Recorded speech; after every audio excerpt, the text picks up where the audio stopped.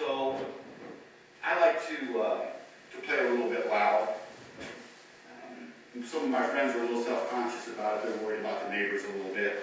I could care less. I hope you're not one of my neighbors. So I decided to put in headphone jacks. So headphone jacks, you can pick up. Actually, I did find a spot online where you could buy a plate, a stainless steel plate with a stereo plug already in it. They were about $18. I could go to the local hardware store and pick this plate up for less than $1. You can get these at Radio Shack, 2 in a package for under $4. So you can make them for real cheap, for the price of for a lot less than the price that you have to buy them. So next step was to decide where do I want my headphone jacks to be. So I got my guitar, I stood around in different places on stage, see where I was going to stand. So I decided I wanted them to be overhead because, again, I don't want any wires on my stage. So I put them about where I would be standing at, and that way the cord can come down to the headphones. You're free to move around if you want to and not have to trip over wires.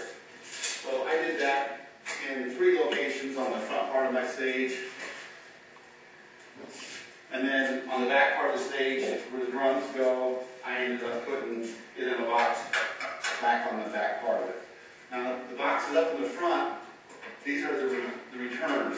The signal is returned to you. So what you want to do is mount yourself, get yourself a little plastic box, nail them onto the side of your floor joist if you're going to put them in the ceiling, and then get yourself some stereo wire.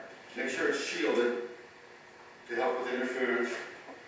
And then what I did was I like to take the ends of them, bend them just a little bit, makes it easier to slip in.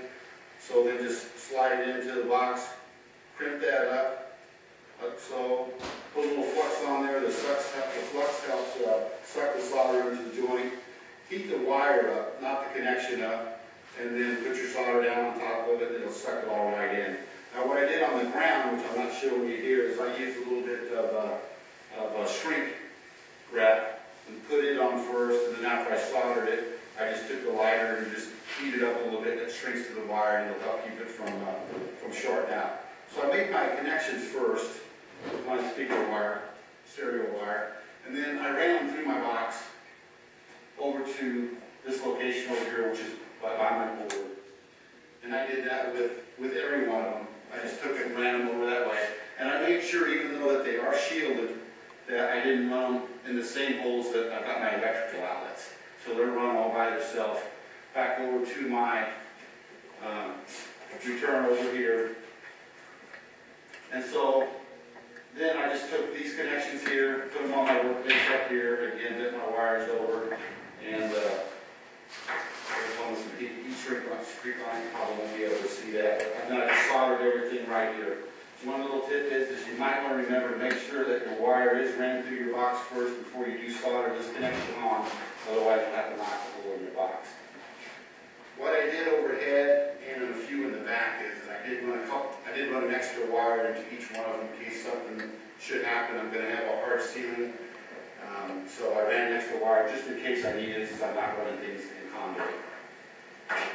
So then what I'm going to do over here is, of course, I'll label all these. I've got a little stainless steel plate. I'll mark the size of opening I need, take a drill bit, put it on drill press, and drill however many holes I need.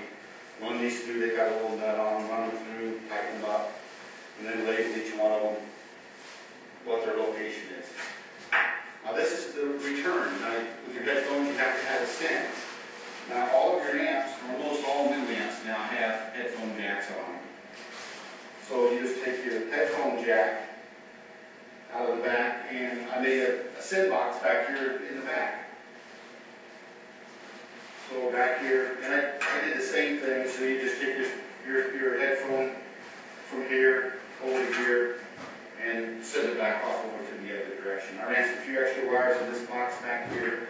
Actually, the drummer's headphone return is back in this box, and then the sends are also back in this box too. So all my sends are back in here. I made the wires up with this connection on it before I ran the wires, and then I just ran the wires through again over this box, and then made my final connections over in that area there. So then that kind of covers the headphones.